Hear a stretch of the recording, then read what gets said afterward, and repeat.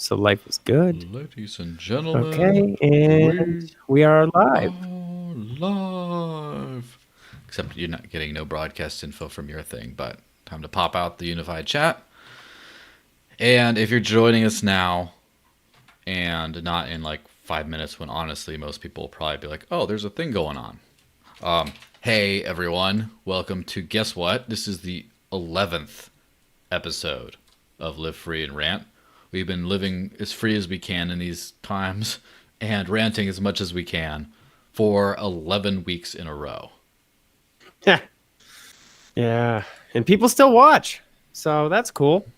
Yeah, it's been a bit of a crazy ride, and it's been fun to see. Like beginning, we kind of like covered a few different topics. Then eventually, we started to see. Oh, guess what? A lot of these topics tend to just suck all the air out of the room on their own, and it's like rather than hey, we got 5 things to cover, we got just one thing. And then, of course, the rants have gotten a little bit more epic because during this whole nonsense we've been all dealing with globally, there's been quite a lot of irateness coming from people like us who love freedom. And especially last week, if you did not watch last week's episode, you have to go there because it was a good one. It was a lot of like, oh my gosh, I hate government, everything sucks, all that kind of stuff. But this week, we're not being that way. Oh no, we're not. I mean, a little bit because we always hate government, but whatever. But this week, we're going to talk about what's good in the world. Or what could be good in the world. Yes. And I know that might make us a little bit bipolar or something, but hey, let me share this little meme real quick. This is shared by no other than the illustrious Elon Musk himself. And yes, we are kind of taking both pills today in that we're still grouchy at all the other stuff, but I'm feeling pretty good, and there's a lot of positive stuff going around. And more, not just the sun. yeah. The sun started coming out. It's warm outside. I mean, the mayflies are just horrendous. They're mayflies. We don't want from them. Everybody knows that. But there are good things that will come out of this post-pandemic. So, Yeah, that's for sure.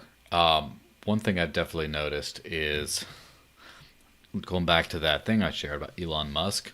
First off, Elon Musk is the reincarnation of Steve Jobs to a certain extent. He's like the tech billionaire kind of person who he's like pushing the envelope on new stuff and just happened to be like the cult of personality kind of tech guy. Like the only reason people even remember Bill Gates is he was the richest guy in the world for a while, and then now he's trying to vaccinate everyone. So basically, yeah. People don't know many tech people, If Bill Gates vaccines work like Microsoft does, then I want nothing to do with it because that is the garbage operating system. Yeah, they haven't been able to deal with viruses in their own program. How are they going to eliminate them in people, Which I cannot say I came up with that, but it is still pretty classic. So, the good thing, so Elon Musk kind of took it to a very, 21st century level of popularity and stardom to where he's just tweeting random weird dank memes, and he's just like, we're going to build not just, we're going to like safely but kind of boldly expand the automotive industry. It's like, send rockets out there, we're going to colonize Mars, throw stuff at a truck, smash the windows, who cares? And then like now he's like, name my name my kid after my router password or whatever, like all that not crazy stuff. And he's gotten quite the following. And now he's been basically all don't tread on me for a while, which is pretty incredible. It is pretty incredible because he was not necessarily conservative or liberty oriented before. But as soon as the government started treading on him, he just went full like F the government mode, right? Like he tweeted, I think it was like a year ago, he tweeted something that was illegal because of the SEC. Mm-hmm. And and he ended up settling, and he like wasn't supposed to tweet, and there was concern that the board was going to take away his company from him. And if you take Elon Musk out of Tesla, Tesla's done, right? Yeah. If you took, I mean, if you took Steve Jobs out of Apple in 1980, Apple doesn't come back. I'm not using the computer that I'm using today. Yeah, before they iPhones had don't the exist. same iPhone to just re-release a million times for the next 10 years until the company invariably folds. Hey. Yeah, no, I mean they make minor little tweaks now, and I mean their computers are great. I love their computers, and the iPhone, I use iPhones, but they're not breaking any new technological ground really anymore. They're just kind of treading water, trying to keep up with like Samsung and all the other tech producers. But yeah, you take Elon Musk out of Tesla, and Tesla's done. Yeah. I mean, that guy is what keeps Tesla in the news, especially because the guy tweets outrageous things. Yeah, absolutely does. I mean, so. he's almost as bad as Trump. Yeah, so Dave Sanders says, "Hey, Joel, remember me from Converse Saying Christians? Yes, I do. Hey, how's it going? I'm glad you came over to watch, and good a time as any to interrupt the thing to just say, I always get it backwards. Subscribe, donate, get that out of the way." Now, the funny thing about Musk being all gone galt and he's like wanting to go to Texas, I think that's going to empower a lot of people who aren't just like right wingers. It's like in the past, it's been a lot of people saying, "Oh, I can't stand California and they're commie, blah blah blah. I'm going to move out."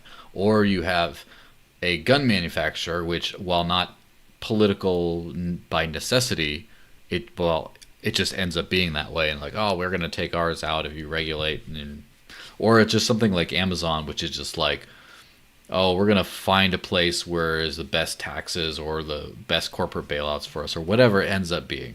But then you have just someone saying, I want, basically, screw the government, and that's why I want out of this state. So yeah, well, I mean, that's been happening on a scale of some kind for the past couple of years, right? Because California has just gone like full craziness. And people have been leaving.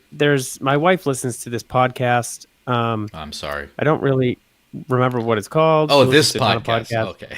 Well, she listens to this one too. Yeah. No, she listens to a podcast from this woman in California that she started, I don't know, 5 or 10 years ago. And this woman like wrote books and all that kind of stuff. And they lived in California up until recently. And then they moved to Texas, I believe. So there's a lot of these, big names. I mean, Joe Rogan's talking about leaving California if he can't do stand up until 2021 or whatever craziness is going on out there. So the from these cuckoo lefty places, California, New York, New Jersey, was starting to speed up after they repealed the SALT deduction, which is the state and local property tax or state and local tax deduction. You can take it off your federal taxes. So basically you pay the same amount in taxes.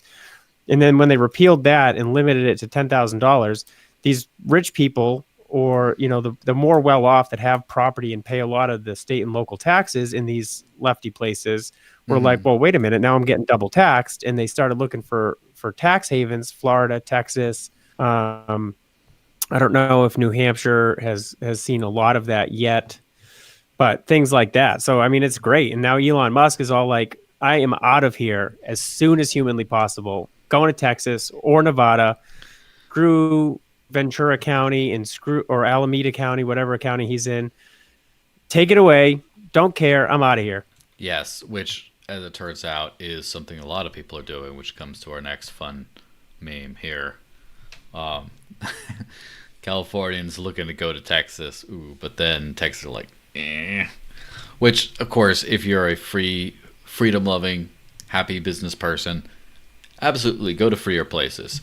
The problem is stereotypically, what happens is the cycle is small places, small, unpopulated, whatever, tend to trend right-leaning, especially in the freedom ways, in the economic kind of freedom ways. Like, you can have a gun, no permit for this, just whatever, because they don't, I guess they don't see a need for it or whatever.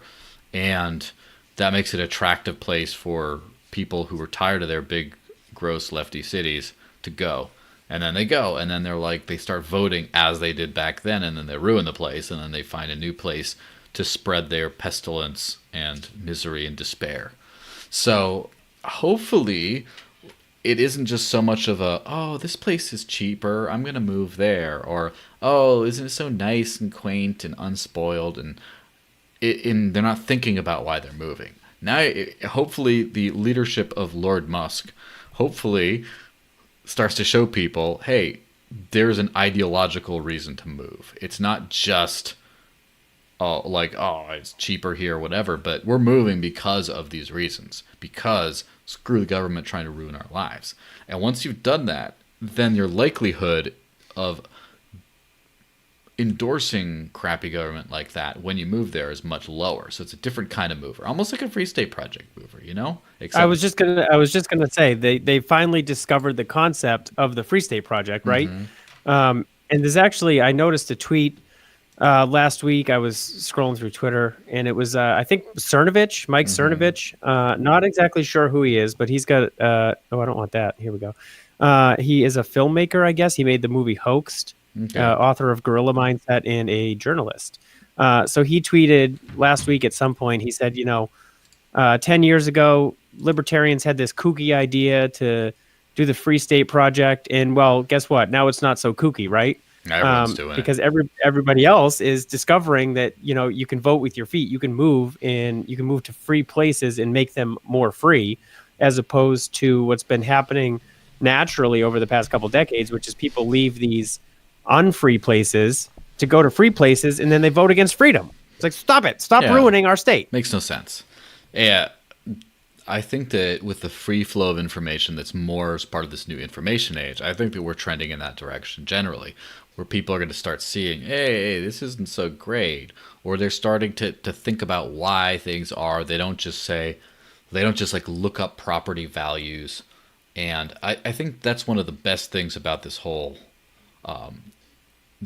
nasty situation happening in the middle of the peak of the information age. Is now you have people basically just saying, like, they just go on Twitter or Facebook or wherever they go, and then they just see friends and family, because people are so interconnected. And how often do you have your entire class of whoever locally just ends up living all in the same 100-mile radius? It's like not that much anymore. People scattered all over the place, and because of social media, rather than just with a long quill and dear so-and-so and writing that, you just see into their very life.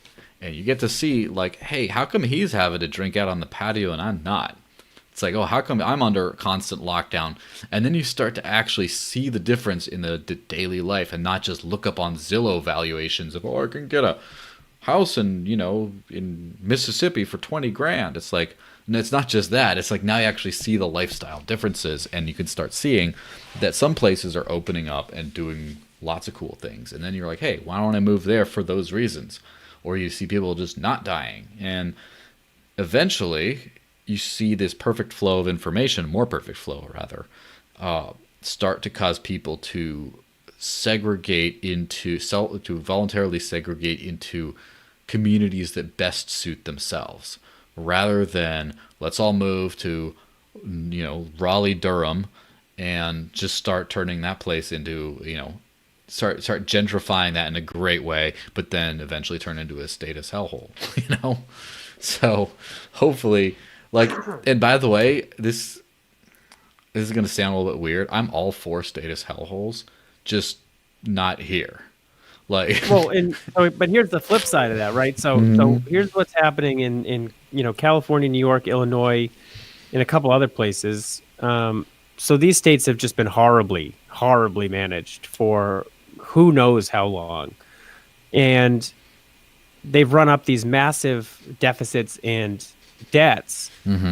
Not so much in their, they don't have like bonds out necessarily, but they have these pension plans that in 5, 10, 20 years are going to be bankrupt. And all these state employees that work for the state are going to be left with no pension, right? And so because of the current crisis, now they see the federal government just turning on those print some more paper. They get the printers all fired up, digital, physical, whatever. speaking of what, the Fed Oh chairman look, actually like I have five admitted hundred that bucks here. what's that? I have 500 Oh, bucks here. Venezuela. Yeah, this is Yeah, worth that like so that won't even buy small. you toilet paper. Yeah, I mean, Um, oh, let me so let me try it out real quick. It's a little scratchy. a little so when you get these states that have just been horribly mismanaged, now they're going broke. They see the federal government turning on the money printers, Hmm. and they basically they're like, "Hey, we can use this to solve our problems. We need the federal government to bail us out." So they've been begging the federal government for like trillions of dollars. I don't even know what the total number is, but they want the federal government to bail out these horribly mismanaged states. Now, so what we're talking about is free people, using the free flow of information to move to better places that are better managed. But if you get for auspiciously a better life, right? But if you get states like California, so what's supposed to happen in a free market, right, is if a company is horribly mismanaged and you stop patronizing that company goes out of business. Hmm. But with government, of course, heaven forbid, they're too big to fail, right? Hmm. So if people and businesses are leaving places like California because they're just horribly mismanaged, overregulated, overtaxed, over tyrannied, whatever, and you get all these businesses leaving, and you get all these wealthy residents leaving, and all the wealthy income earners leaving, and all of a sudden your tax revenues just plummet because there's nobody there to pay taxes anymore. The federal government shouldn't be going in and bailing them out. That's just rewarding bad behavior, and then they have no incentive to change. On the other hand, if you leave those states in the states had to be responsive to what they're actually doing, then maybe things would change and they wouldn't be able to just get away with what they've been getting away with. Does that make sense? You know what I'm saying? Yes, exactly. It. I definitely see, and one of the biggest things that I've noticed is crazy, is like how, say, like tax filing deadlines have been extended because of this. It's like, oh, you mean we can just say, I don't need it till later, and how people just like, yeah, I'm gonna cut hair before my time. Sorry. And in the most extreme case, some lady got, as we covered last time, or a couple times ago, I don't remember, got thrown in the pokey for a few days, then got let out, and then got like 500 grand.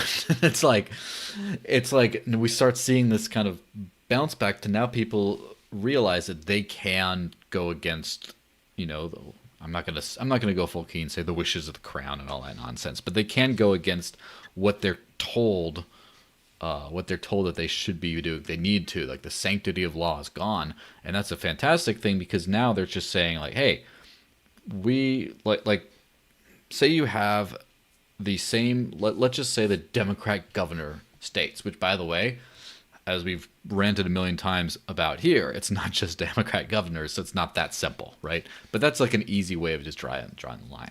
The states that are under statist leadership, and oddly enough, by the way, I do think it is more drawn on those party lines because Trump is a thing. Because now he's Mr. Politicize and personalize everything. And so, because of this, he's just like, when you get it back to work, all this kind of stuff has become a political point. So now if you're against him, you're going to be pro-mask and things like that, pro shutdown in any way. And so the opposite is true. So you're going to have a very subset of states that are going to become much more bankrupt, if that's even a thing you can measure, right? They're going to become much worse off than the other ones, and they're going to want a bailout from the other ones at the federal level. And then Mr. Loudmouth up there is going to be this wrong, it's terrible. He's going to be all freaking out about his people, his voters, having to pay for these people. You're fired, out of the union, go to the Articles of Confederation, or like whatever. It's just going to be glorious. And basically, there's not going to be that ability to just bail out other states now. Just people aren't going to buy it. And before it's like, well, we have to, all this kind of stuff. Now it's like, nah, we're not going to do it. And a lot of people I can even see, by the way, I don't know if this is a prediction, but I'm like 60%, 70% on this. I could even see a situation where the red states are going to be hosed by some bailout thing where Trump actually offhandedly says something like people in red states shouldn't pay federal taxes anymore.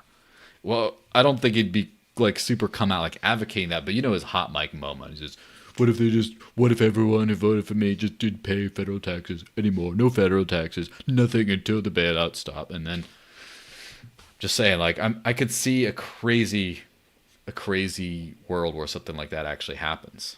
Yeah, I mean, the guy tweets just kind of whatever's on his mind. So I wouldn't be surprised There's a if lot on something. his mind as it turns out. Holy crap. I mean, he tweeted today this video of, I mean, talk about kicking a dead dog. He brought up Mitt Romney again. Just all caps, loser, with a video showing.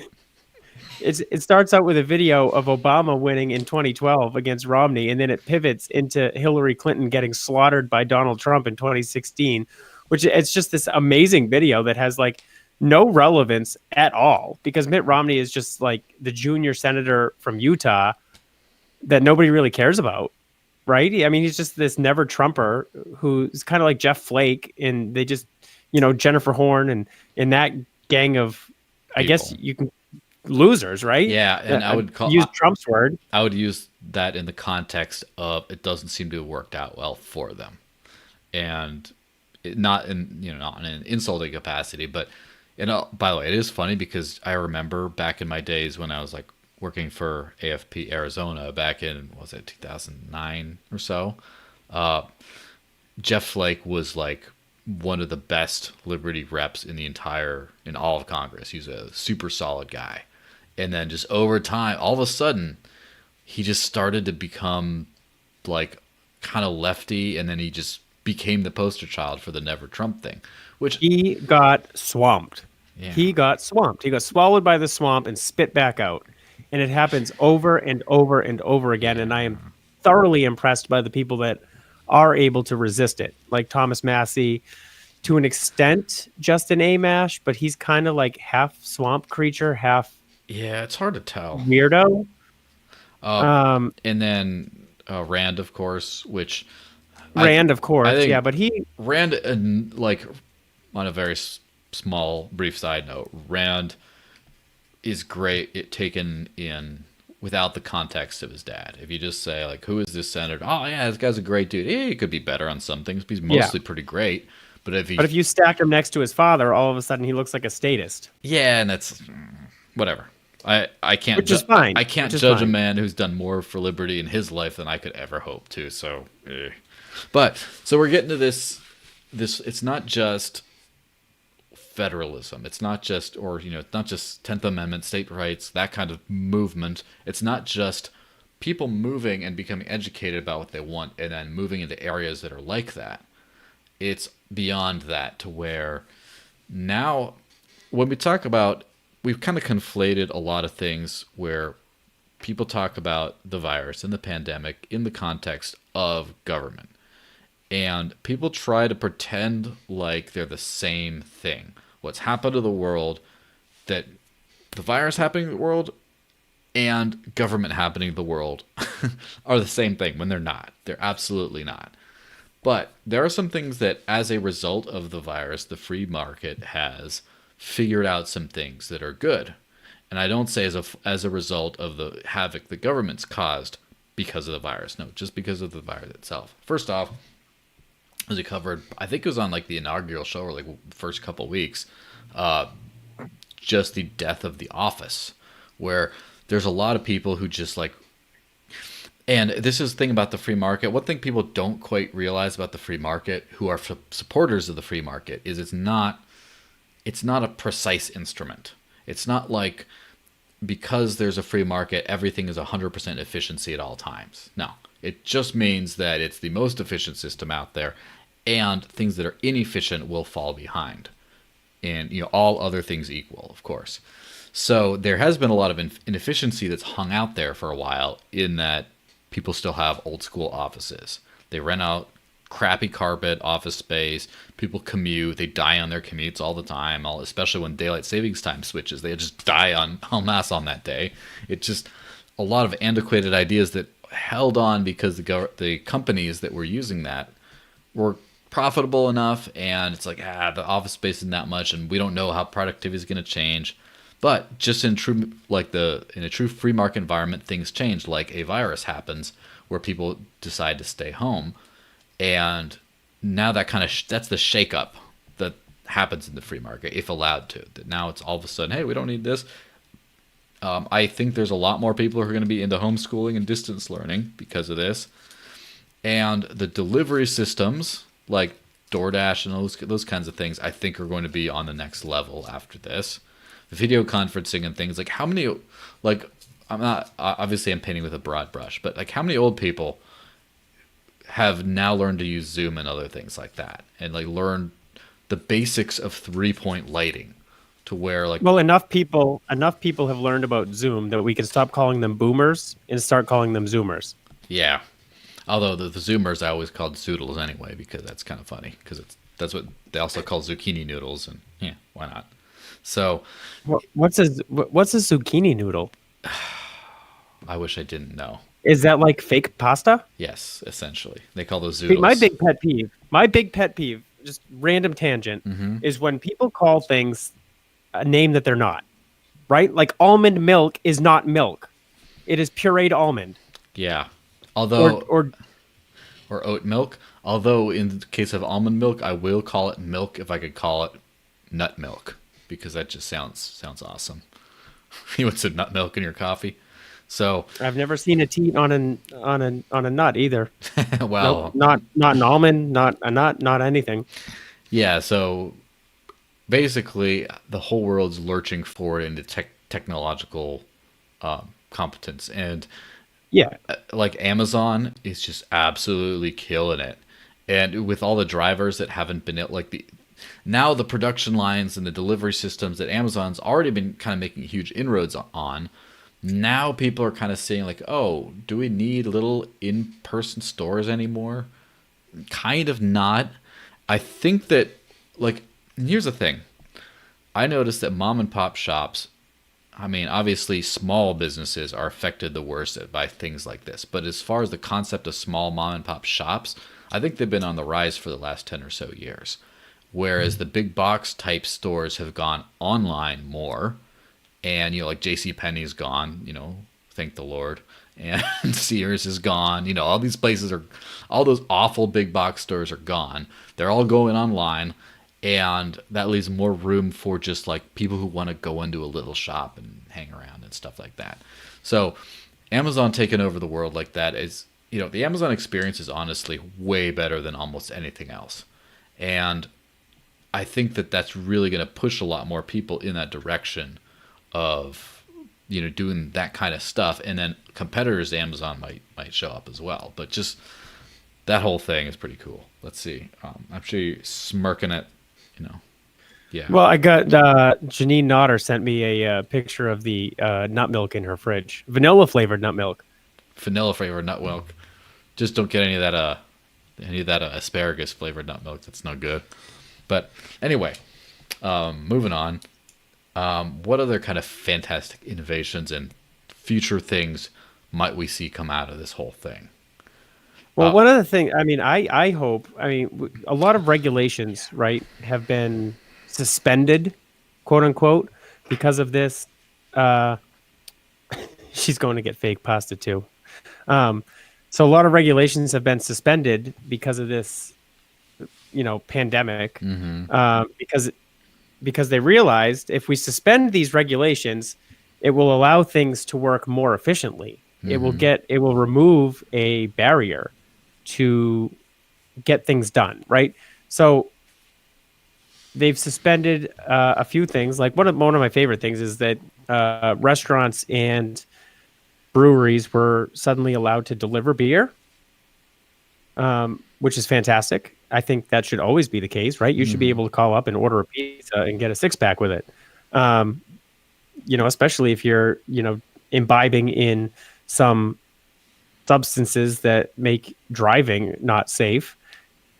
Just, instead of going to the liquor store to get another handle, just have them bring it right to your door. And then that takes away some risk and all that. So regulations like that are good. Open container laws. You didn't hit on that, did you? I was distracted by the nut milk. Nut milk is a very there's a good distracting article. there was a good article in Reason, I think it was, Hmm. either yesterday or the day before. But I mean, what purpose do open container laws serve? Right? Are they making anybody safer? Some states. I mean, New Hampshire technically does not have an open container law. Dan Hines reminds me of that all the time. Some Of course he would. municipalities, some municipalities have an ordinance against it. Um, Bad enough Grubhub guy, don't eat my fries. Now give him beer. Yeah, don't order from Grubhub then. Just get it straight from the good places. Um, I don't know. Grubhub might be fun. I don't know. I've never Yeah, ordered from that's Grubhub. apparently some delivery drivers have done that kind of stuff to where it's like a meme and a joke going around. Well, the free market will probably solve that problem real Market fast, won't it? provides. The market always provides. It's not always as fast as we'd like, and sometimes it's wrong, but it always corrects itself. It doesn't have the adverse effect of typically when government tries to correct something, they overcorrect and just ruin a million other things at the same time. It's like when your 2-year-old builds a little Lego tower and you put a Lego on top that he doesn't like, and all of a sudden he becomes the government and he just comes in and kicks the whole Lego tower over and you're back to square one. That's how the government solves problems. Okay. Toddlers, straight from the It's government. a brunt force. Yes. They're brunt forces that instead of the market always provide, the intention is generally good, right? Not to malign anybody. That's how the government that tries to get something done through government, right? Because Toddlers, laws are straight from the generally government. well intentioned. You get something like they're brunt like, forces. let's look at the Social Security Act, that which was instead passed of during the the market first Great always Depression. We're now in the second Great Depression, but we're not being negative today. We're not being negative. No negativity. So the Social Security Act and all of these other programs came as a result of the first Great Depression, and they were well intentioned. Like, oh, make sure people don't starve to death. Right? That was basically the intention. Give people this safety net. And what happened was it ended up delaying and prolonging the recovery by years. So we could have bounced out of the Great Depression years earlier, but the government got in the way, and the unintended consequences of that were a prolonged recovery with slower growth. Now, what if the government actually gets out of the way? Now, that's the crazy thing. So, once again, if you're just tuning in, subscribe wherever this is being watched. Donate via Patreon. Throw Chris a few bucks, and then there's crypto stuff up there if you want to go donate. So, do all those things. Now, when we're talking about progress and ways this thing lurches forward, drone delivery might be a thing. But when you're talking about the outside, like the U.S. has the worst, most antiquated liquor laws I've seen, like outside of possibly a fully Muslim country. So I would like their, like as you said, the open container laws really need to go. Just it's a nice day and it's great to like. I just want to be able to walk down the street with a cold one.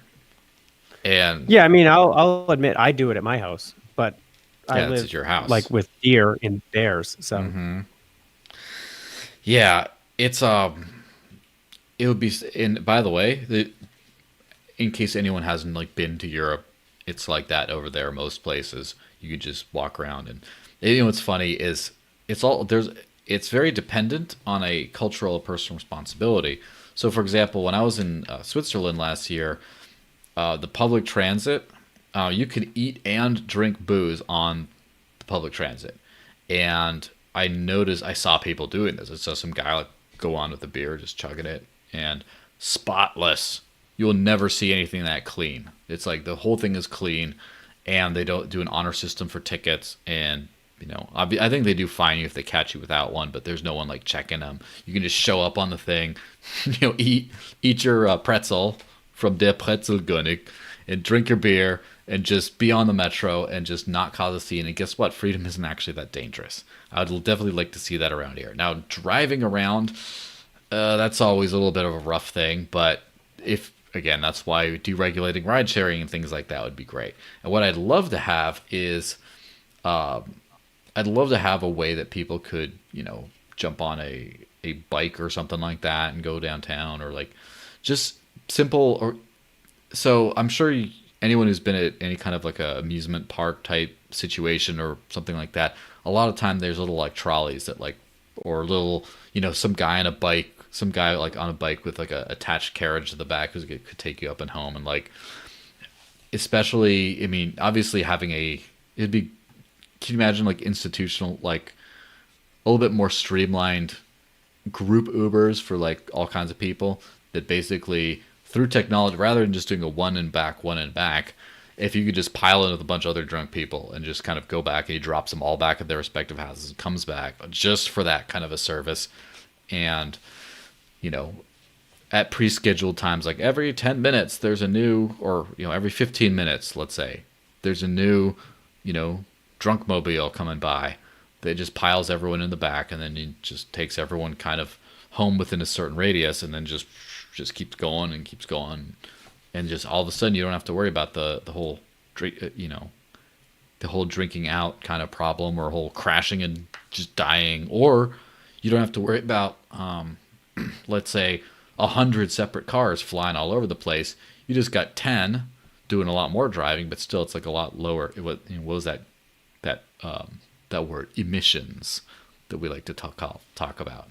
So yeah, there's a lot of cool stuff that could definitely come out of now that, for example, in New Hampshire right now, restaurants and everything are now open and they're doing only outside delivery only outside services like patio. And so now it's like, well, I just went by Adele's coffee place in Dover right here, and they basically blocked out all their like front of the store all parking spots, and they're just putting tables. That whole thing is now the outdoors, and it's like, oh, that's great. And then you see tables out back, and it's like, hopefully once this goes back to everyone can pile on indoors as much as they want, hopefully they still let them do these kinds of outdoor things, that now it's like you don't have to be all confined to like, well, according to the state easement and this and that, we only 5 feet of the building and the maximum capacity of, like, hopefully all that stuff just kind of goes away eventually. Hopefully. So like in my town, same thing. Obviously, restaurants are allowed to open, they're allowed. You're allowed to earn a living today, folks. The restaurants are allowed to open for outdoor dining. My town required that restaurants that wanted to do that just submit a form so that the fire department knew, or something. The fire department wanted to check it out, make sure you're not exceeding capacity, I guess, or make sure you're not meeting on top of a sewer system. I don't even know what their justification was. But so, one of the local restaurants near me, they're putting concrete dividers up in the parking lot so nobody parks in the outdoor dining area. They're setting up all the chairs and stuff. So a lot of places are doing that. And I mean, this form that you had to submit in my town said, at the latest, everything has to be back inside by, it was either October 15th or November 15th. But of course, it's New England in the winter after that. So nobody really wants to eat outside in December, January, February. But hopefully we can get it back for next spring and summer and all the years to come. And it probably just requires something as simple as getting state and local government out of the way. Yeah, and that also makes me think of, maybe I'm a crazy person, and yeah, I think I am, but I would not mind outdoor stuff in the middle of a snowstorm. As long as there's a covering and as long as there's a fire or a heat lamp, like I wouldn't mind going out there with a coat on and like a warm beverage or whatever, or cold beverage even, hanging around like a fire or like a heat lamp and something like that. So, for example, in the middle of summer in Phoenix, people still go do patio stuff, which is like 120 degrees. Yeah, nothing wrong with that. Just roast outside, except they have a bunch of like the sprinklers, what do they call it? The misters. The misters are everywhere. Sometimes you walk down like a couple blocks in Old Town Scottsdale, and it's just everywhere you see is just nothing but misters, just raining the mist down all over the place. And so I wouldn't. How cool would that be if you could go down like a walk down like Dover or Portsmouth downtown, and then all these places had like outdoor heat lamp places, so you're just walking through the snow next to like outdoor people eating, drinking, whatever. I mean, that would be pretty cool. That's like a Yeah, and you can idyllic warm kind of up as thing. you go. But you hit the nail on the head, and I don't even think you Mm-hmm. realized it, right? Because you're talking about driving downtown Dover and having all of these places have heat warmers. Mm-hmm. So the places themselves would put them outside to encourage outdoor seating to expand their capacity in the winter. Mm-hmm. Governments, local governments should absolutely not do anything like this. Do not Yeah. spend tax dollars to put heat lamps on the streets so people will walk around in the winter. Let private business do it in places like Dover, Portsmouth, Manchester, if they choose to do it. Yeah. That would be. I mean, obviously that would be great. And like, if you think about what I want people to really think about is that the free market is possibility. Freedom is possibility. It's nothing concrete. It's just you can. That means you can fail. That means things can go poorly. That means all of those kinds of things. That also means, but what if? What if we can make something awesome happen? And as part of this like awesome happen thing,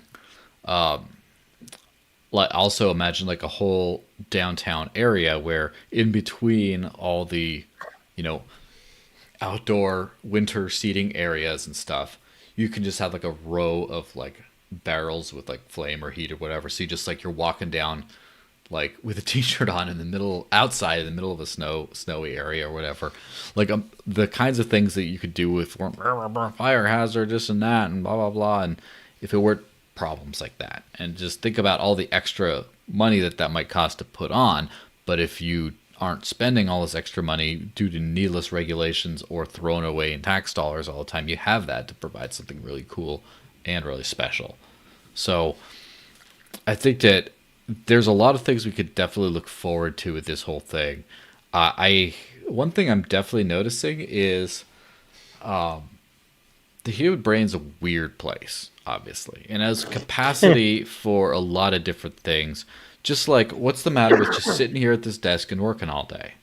Like, oh no, I got to move around. Otherwise, the work doesn't come out well here if I don't get outside and do all right, vitamin D. I need this vitamin D stuff. It's like there's just all this weirdness in the human brain that now, for people traveling to work every day and sitting in a cold, dark office or whatever, or a cold, oddly well fluorescent lit, unhealthy office all the time, maybe not the best thing to happen. And if you think about it, how much better are people going to be in their off time if they don't have to do things like that?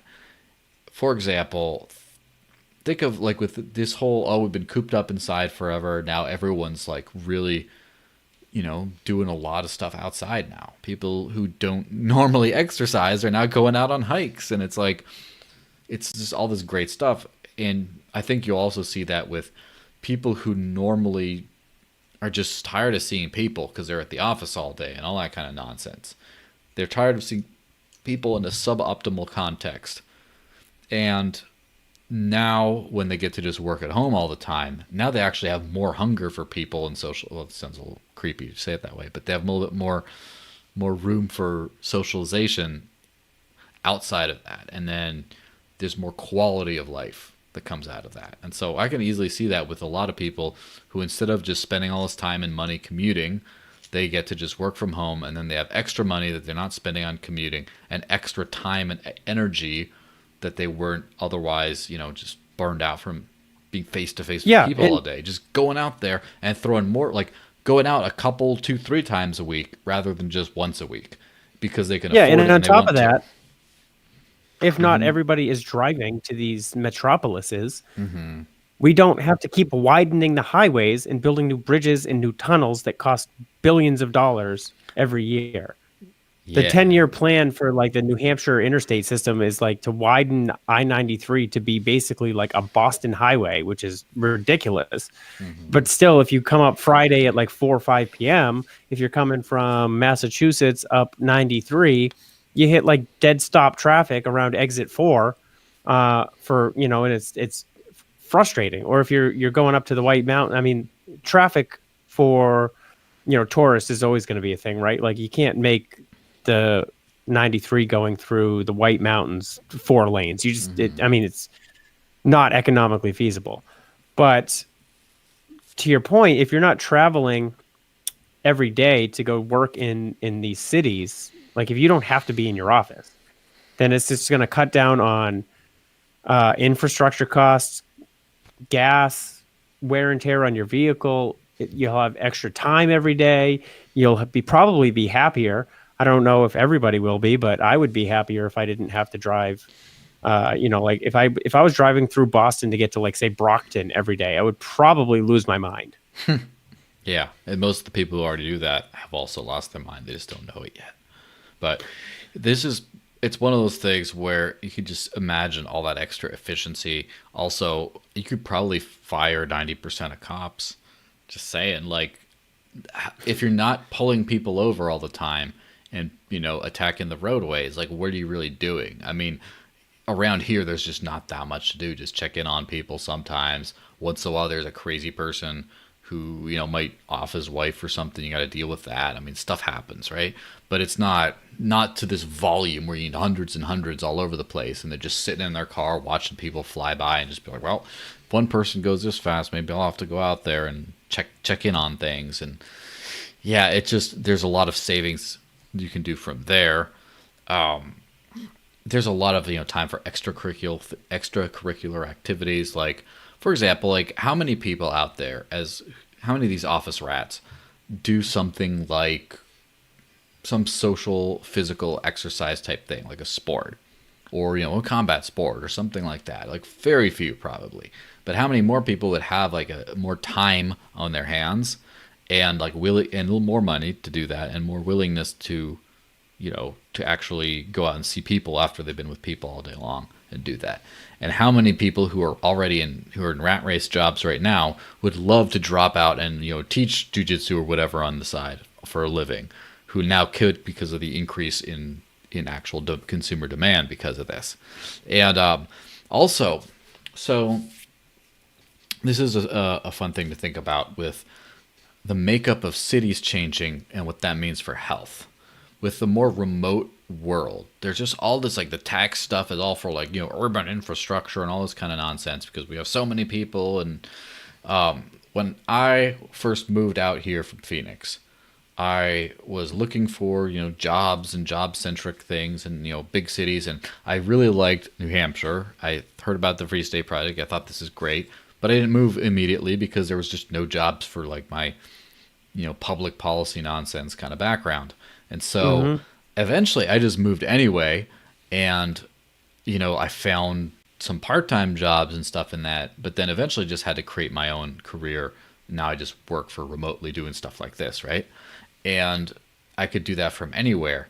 And like, as far as my career, the actual jobs, my old career, the actual jobs in this area are like all taken up by our friends at AFP. That's like we all can like all like four of us can go out for beer together, and that's it. Like that's the only people that can have those jobs. Like you can't have any more in the state really because of that. But I really like where I live because it's got a little urban-y bits, a little downtown walkable, few like 3 breweries walking distance, that kind of stuff.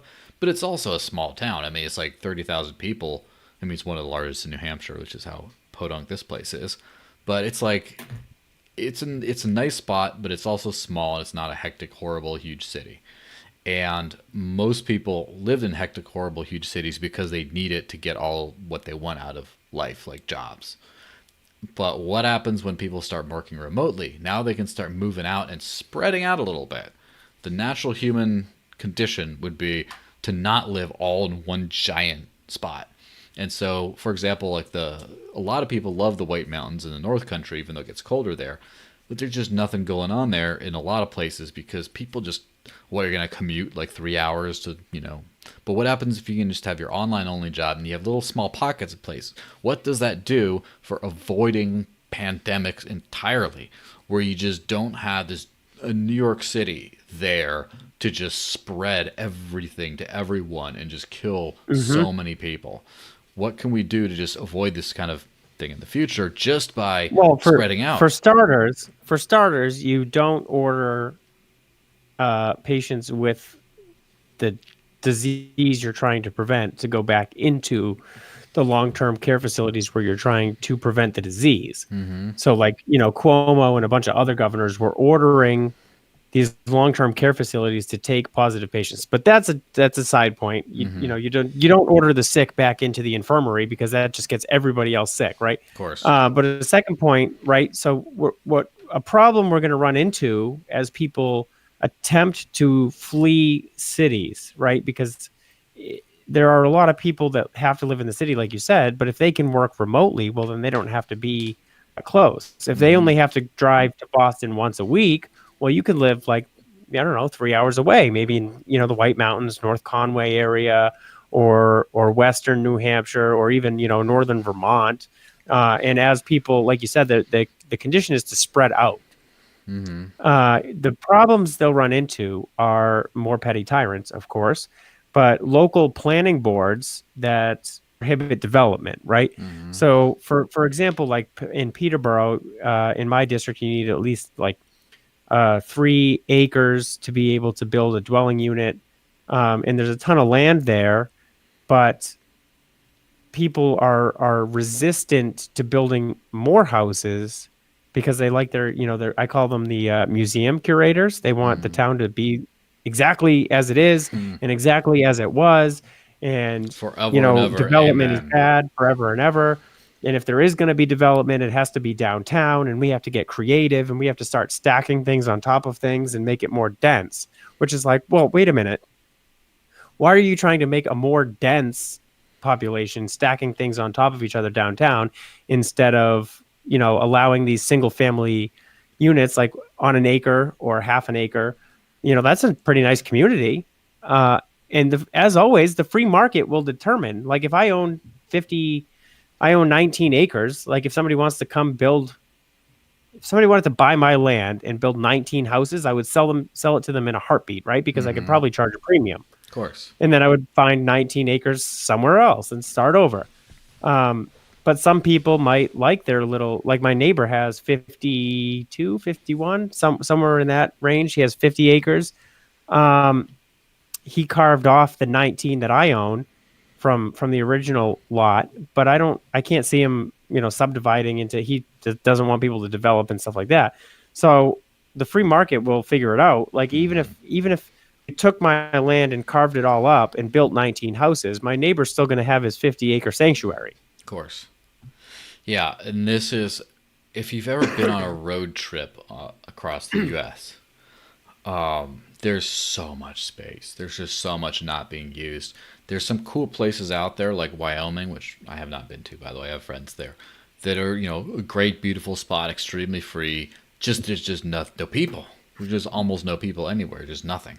And you go, the north of Mexico is even, I would say, more extreme than the southwest of the U.S., where there's just no people. There's little teeny villages here and there, but it's mostly nothing.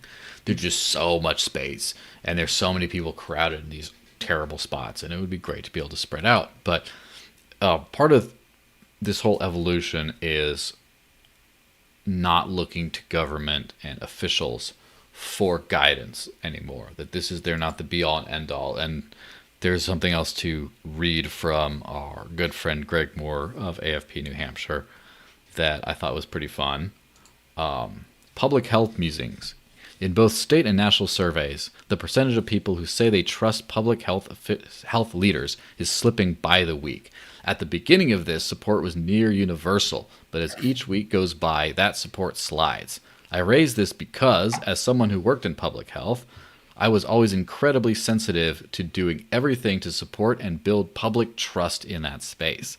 I've said it before, but with it, you can get people to follow your directives, and without it, you will be ignored. I've known a lot of people who work in public health. They're very dedicated. Pretty much all of them could have made more money doing something else in medicine. Very focused on stopping infectious disease and very knowledgeable. They also, by and large, have not a glint of cognition about public opinion and the importance of public trust. Here's my concern. The longer this thing goes on, the more people are going to become mistrustful of public health officials. A generation of young people right now are becoming that way. The point is that the next major public health episode that comes along runs the risk of the public just flat out ignoring things like social distancing, stay-at-home orders, and the like. Trying to implement public health interventions without the trust of the public is like trying to play the Pines course at the International Golf Club without a driver. Here's the thing.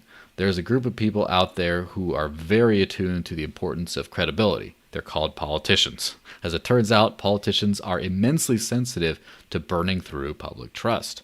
Now is a time for political leaders globally to make sure that public health officials balance the trust of the public with every other data point as they navigate situations like the one we're in now. Remind those folks of the quote from Will Rogers that went, "If you're riding ahead of the herd, take a look back every now and then and make sure it's still there." Now, that's a long ramble. I'm sorry for reading all that. Greg is verbose, whatever. We love you, Greg. But essentially, people are the trust in public health is the same as trust in public anything. If you erode trust, then you can't get it back that easily. And Greg's talking about this in a way that makes it look a little bit negative, but I'm going to spin that as a positive because this is the positive podcast for a change. Live free and be positive. I'm glad they're questioning public health directives. I'm glad that their trust is eroding. I'm glad all that because all in all, from what we've been able to tell, it seems like the greatest damage has been done by public directives. And unfortunately, the great and tireless and smart people working in healthcare have done their best, and it's kind of all for naught in a certain extent because then you have the policy makers just saying, it seems about good, and just ruining giant things and then eroding that public trust. Because if you had public health officials just coming out and saying, hey, you know what? Or not even public, I don't even like that term because I don't believe in public health officials, but let's just say respected medical minds coming out and saying, hey, you know what? This is serious. This could spread to a lot of people. A lot of people you love could get hurt. Why don't you not go out as much? Why don't you keep 6 feet apart? Why don't you do this? And then, like, for the most part, people are like, oh, that sounds like a good idea. And that kind of sorts itself out. You will have a lot of public spaces like restaurants that will suffer in their businesses as a result. That sucks, but they're not going to be shut down. They can still work around it. Just like the cigar bar up the street that has their state-of-the-art ventilation system that they were more than ready to use to make sure everyone there is safe. Unfortunately, they couldn't because there was a directive that eroded public trust. So when you have public trust is gone in this, I think that that's going to be a fantastic thing. And unfortunately, there is a little bit of a dark side where you will have some actual honest to goodness medical advice that gets ignored by giant swaths of the population in the future.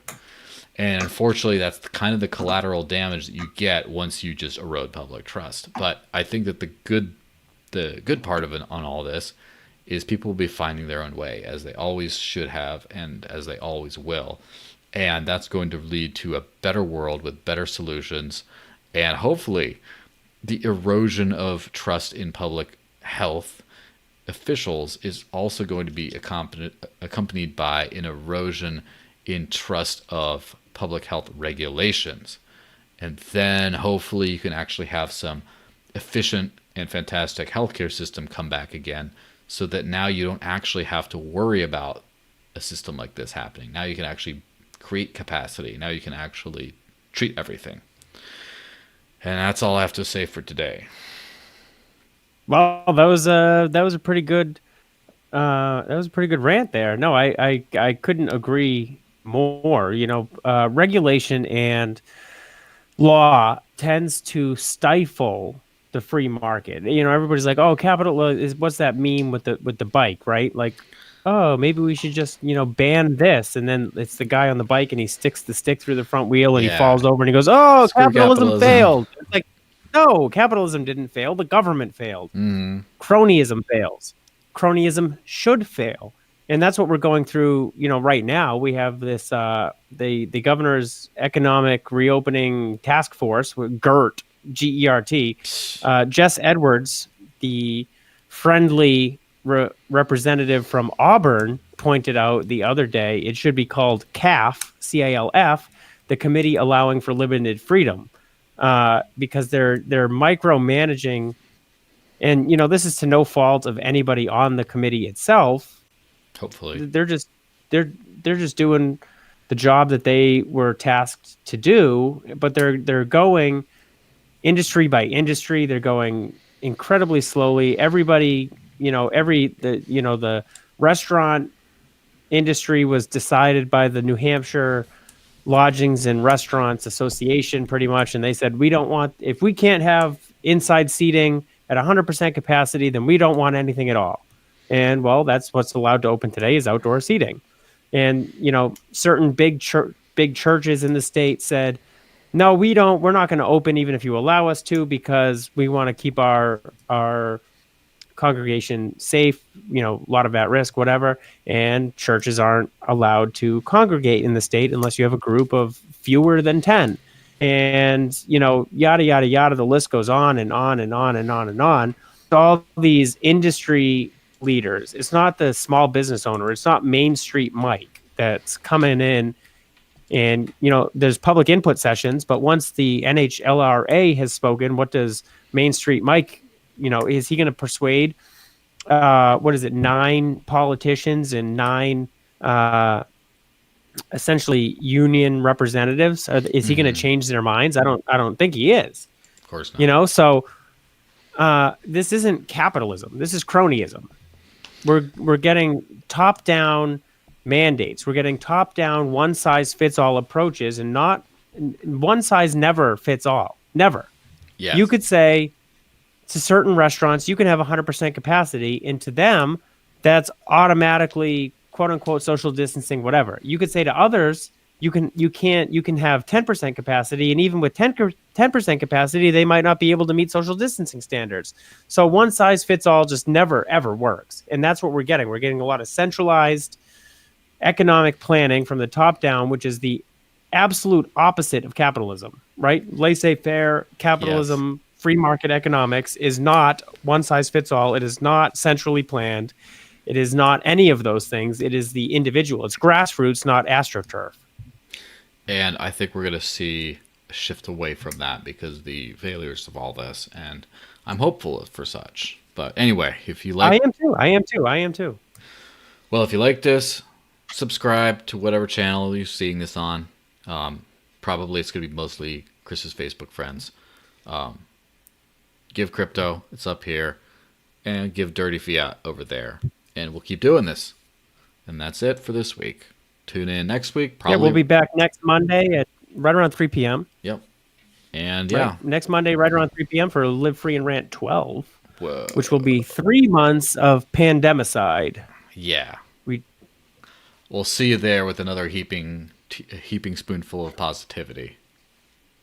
Bye. Maybe. Bye, guys. Maybe.